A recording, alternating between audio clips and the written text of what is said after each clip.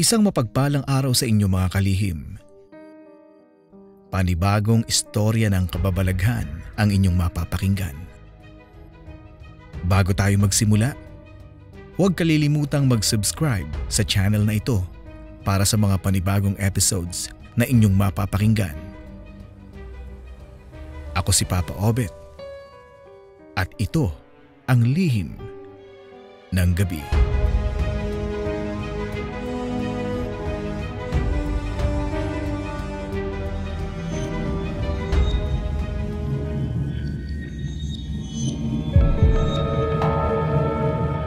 Walong taong gulang pa lang ako ay mahilig na akong makipagkwentuhan sa mga matatanda. Para sa akin, mas masarap silang kausap kaysa sa mga kaedaran ko. Mas marami akong natututunan mula sa mga may karanasan na sa buhay. Dito na po ako lumaki sa Caloocan. Nung unang salta namin dito ay talagang madilim at nakakatakot ang lugar. Walang poste ng ilaw sa gilid ng kalsada. Kaya ng mga panahong bata pa ako, bumuo ng organisasyon ng mga kabataan dito sa aming lugar. Kabilang ako sa mga kabataang nagtatag ng organisasyon. 17 ako ng mga panahong iyon at naisipan naming magsagawa ng fundraising para makalikom ng halaga para sa mga bubuuing proyekto. Ang unang proyektong naisip namin ay ang magpalagay ng street light. Madamo pa talaga sa mga ibang daanan namin noon, kaya madalas may naho-hold up.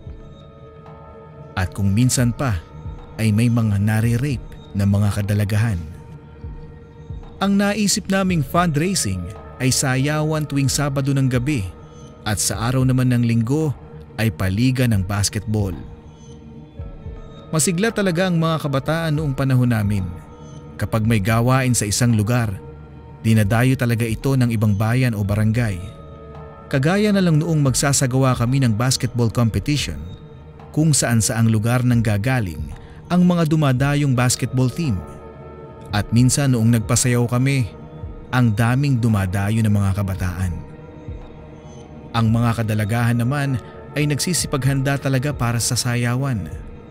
Hindi lang kasi pakikipagsayaw ang habol ng ilan. Gusto talaga nilang makakilala ng mga binata na mula sa ibang lugar. Kahit pa walang internet noon, madaling kumakalat ang balita tungkol sa sayawan at liga dahil sa tulong ng mga barangay sa iba't ibang lugar. Kaya kapag ganitong gawain, inaasahan talaga naming marami ang dadayong mga kadalagahan at kabinataan. Nakakaipon kami ng pondo mula sa sayawan kapag may gusto ng special dance. Kapag may nag-request na isayaw ang nagustuhan nila ay magbabayad muna sila. Dahil sa espesyal ang sayaw na yon, bawal sumali ang hindi kasama sa special dance. At noong magdi-18 na ako, nataon na may sayawan sa lugar namin. Simple lang ang kaligayahan ng mga kabataan noon. Mababaw lang kagaya ko. Gusto ko lang maisayaw ako ng crush ko na taga-kabilang bayan. Papa Obet, gwapo kasi talaga siya at tinitilian ng mga kababaihan noon. Hindi naman sa pagmamayabang pero dahil nga isa ako sa mga nag-o-organize ng mga fundraising namin sa mga lugar namin, may chance din naman ako na maisayaw siya. Kaya lang, conservative pa noon. Yung tipong hindi talaga pwedeng mauna ang babae na kumilos o magbigay ng motibo. Kaya ako hanggang pag-asa na lang. Pero nagulat ako nang biglang tinawag ako para sa special dance. May nagbayad pala ng 100 piso para maisayaw ako ng isang lalaki. Gulat na gulat ako nang malaman na ang magsasayaw sa akin ay ang crush kong si Derek. Tuwang-tuwa ako kasi pakiramdam ko talaga ay napakaswerte ko dahil natupad ang hiling ko sa aking kaarawan. May bonus pa itong kasama. Binulungan ako ng crush kong si Derek na kung pwede niya akong maihatid sa aming bahay. Crush ko siya at minsan lang yun mangyari kaya sinunggaban ko na ang pagkakataon nang may pagka Maria Clara pa rin naman ang kilos. Siyempre, Sinabihan ako ni Derek na hihintayin daw niya ako sa may poste. Nag-aalangan pa ako noon dahil madilim doon sa napili niyang lugar. May poste nga pero wala namang ilaw. Unang nagpakabog sa puso ko ay yung bali-balita na baka una may rapist, pangalawa may holdupper, at pangatlo may aswang. Umugong din kasi sa lugar namin na maraming naliligaw na aswang dahil nga madilim sa amin kapag gabi. Wala naman akong karanasan sa mga aswang, pero sa dami ng nagkukwento na mga nakaengkwentro na sa kanila ay imposibleng hindi ito totoo.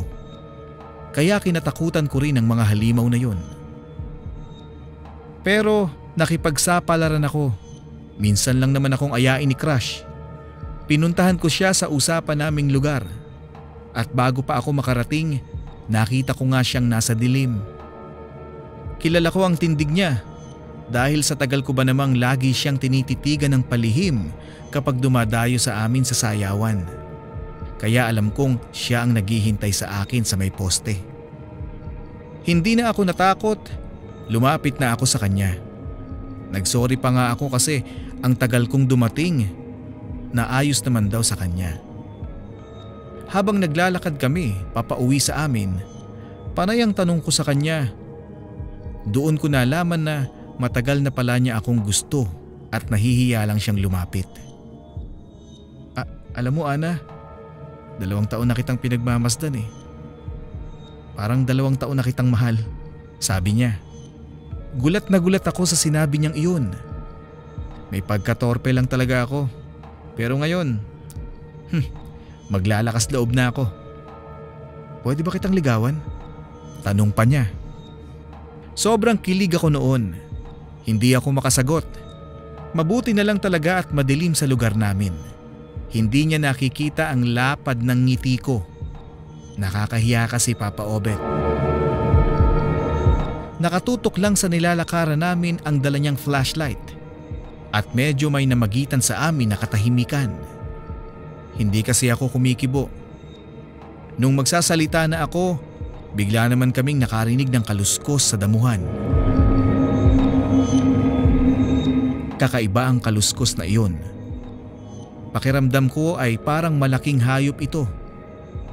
Bigla niya akong hinawakan sa kamay imbis na magmadali kami ng paglakad. Napahinto kami. Tinutukan niya ng liwanag ang damuhan gamit ang flashlight kung saan may gumagalaw. Kitang-kita namin ang nagliliyab na mata. Hindi pamilyar sa amin ang hayop na iyon. Makinis ang balat niya, walang balahibo. Pero mahahaba at matutulis ang kuko. May pangil din siya at tumutulo ang malapot na laway. Sobrang haba ng buhok nito at halos matakpan na ang kanyang muka. Gumagapang ito ng mabagal habang umuungol. Bigla akong hinatak ni Derek at doon na kami tumakbo ng mabilis. Habang tumatakbo ay naririnig ko pang humahabol ang nilalang na iyon. Gusto kaming lapain. Panay ang sigaw namin ng saklolo hanggang sa may sumalubong na sa amin ng mga katandaan sa lugar na nagro-ronda kapag gabi. Doon pa lang kami tinigilan ng halimaw. Ikinwento namin ang aming nakita kaya sinabihan kami na huwag nang uuwi ng gabing-gabi. O kaya ay dapat daw grupo-grupo kami kapag uuwi para siguradong ligtas. Mula noon, araw-araw nang nagpupunta sa amin si Derek para manligaw. Lagi niya akong hinahatid sa bahay kapag papauwi na. Nakuha niya ang loob ng magulang ko dahil sa pagiging maginoo. Nagulat ako isang gabi. Nakarinig ako ng tawanan sa labas ng bahay namin. Maya-maya ay may nagkakantahan na. Napasilip na ako at nakita ko ang mga kuya ko na kasama si Derek. Nagigitara ang kuya ko habang kumakanta ang iba. Nagtatambol naman ang iba takip ang kaserola at palanggana. Yun pala Papa Obet ay nanghaharana na sila. Maya-maya pa ay nagpaalam siya sa pamilya ko na mag-uusap lang kami. Pero kantsaw na ang inabot namin mula sa mga kapatid ko at sa mga tropa niya. Noong magkatapatan kami, may ibinigay siya sa akin na isang kwintas. Isinuot pa niya iyon sa leeg ko. Dahil nasa bandang madilim kami noon, nakanakaw siya ng isang halik sa akin sa labi. Hindi na ako nakapagsalita. Kasi ginusto ko rin naman.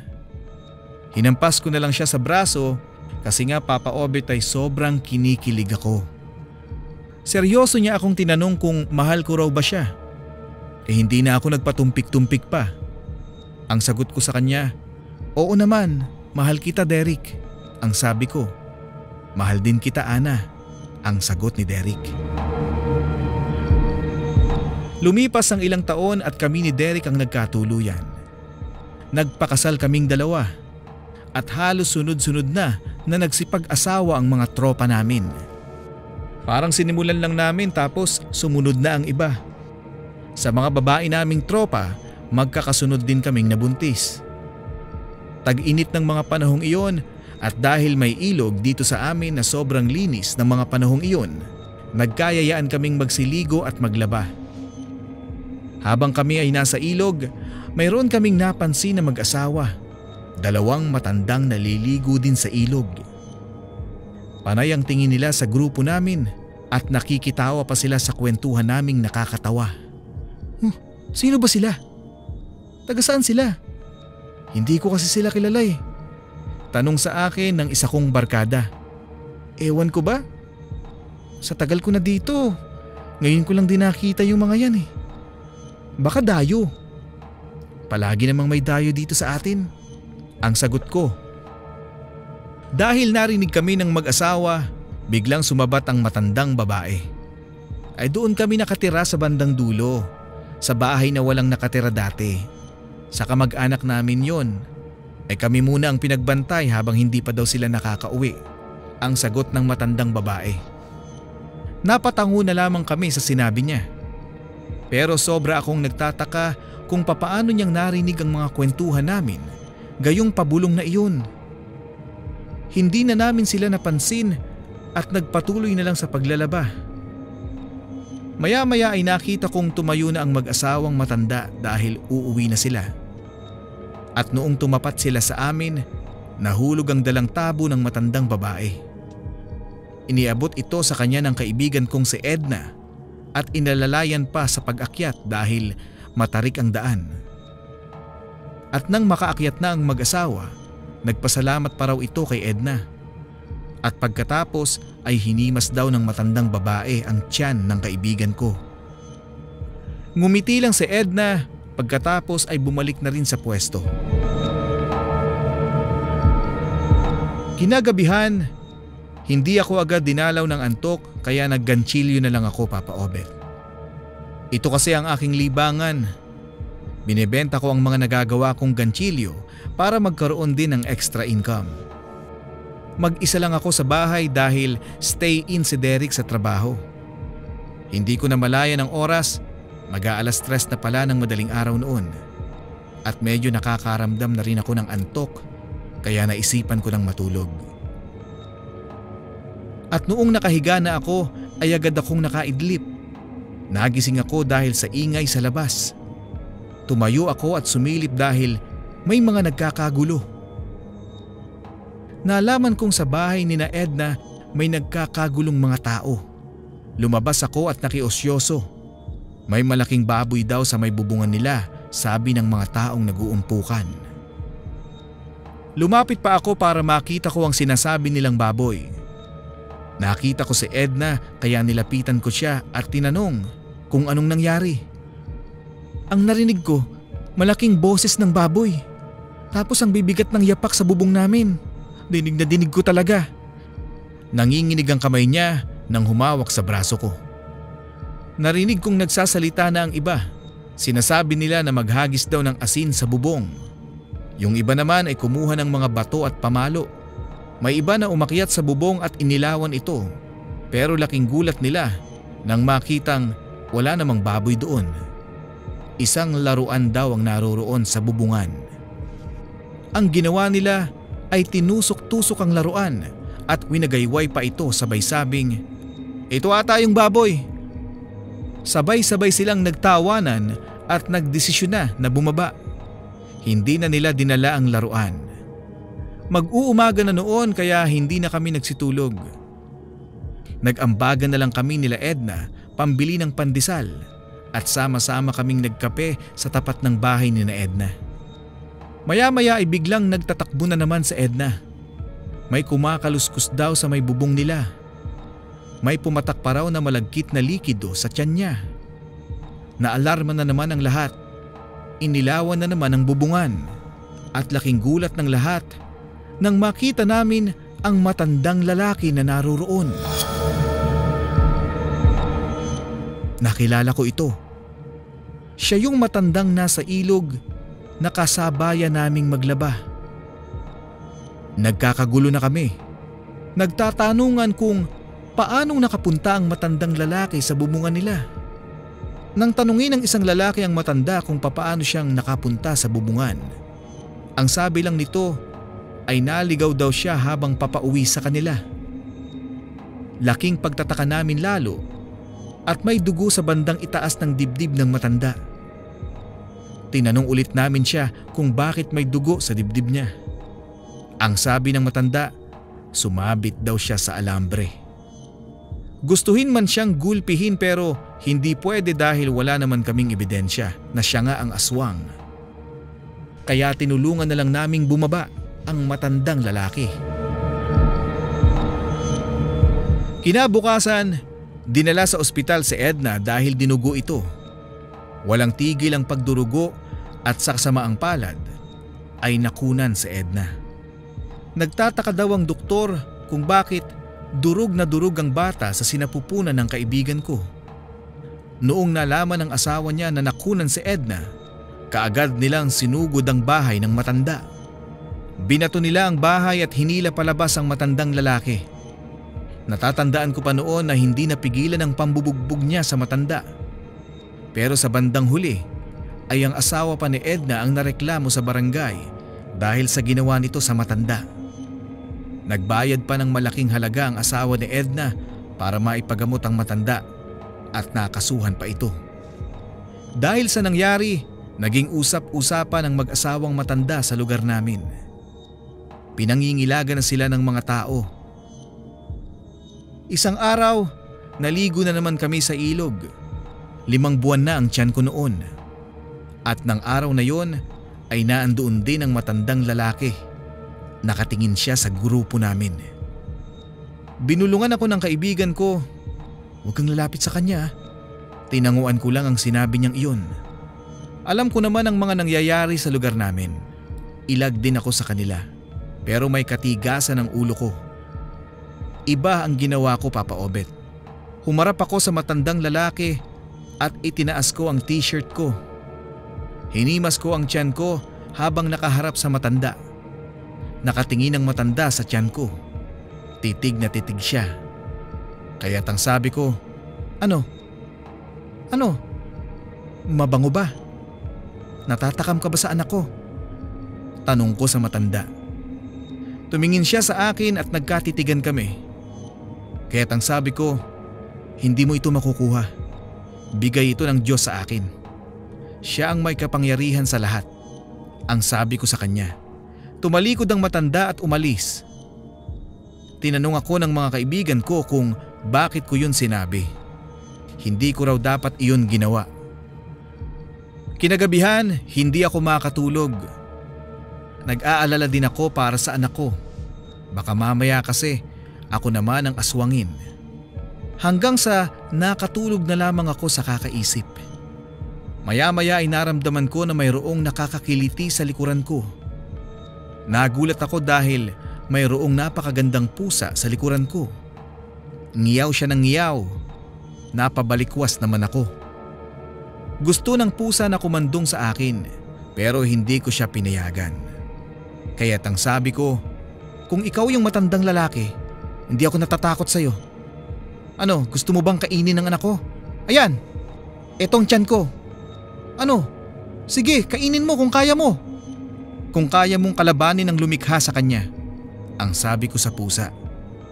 Ngumiyaw lang siya ng ngumiyaw at pagkatapos ay umalis. Kinabukasan, nataranta ang lahat dahil ang baby ng hipag ko ay bigla na lang dumugo ang pusod. At ikinamatay niya iyon. Ilang buwan pa lang ang baby na iyon at naisip namin na sinalakay ito ng aswang. Nasa labas kasi ang hipag ko, nagwawali sa bakuran. Tiwala siyang hindi sasalakay ang aswang dahil umaga naman yun. Pero nangyari pa rin. Ang masaklap lang, hindi niya naabutan kung sino ang gumawa nito. Hindi naman mapatunayan kung sino ang aswang dahil hindi naman namin nahuhuli sa akto. Marami pang mga ganoong pangyayari sa lugar namin hanggang sa nagkaisa na kaming lahat na palayasin sa lugar ang mag-asawang matanda. Nang umalis sila, saka palang nagkaroon ng katahimikan ang aming lugar. Nakapanganak ako ng ligtas, Papa Obet. At ngayon, 51 anyos na ako. At ibang-iba na ang lugar namin ngayon kumpara sa lugar noon. Pero ang mga karanasan namin ay mananatili sa aming alaala. Hindi pa rin mapapantayan ang buhay ng kabataan namin sa ngayon. Maganda ang lugar namin kasi maraming alaalang masasaya. Hanggang dyan na lamang po ang kwento ko at maraming salamat po.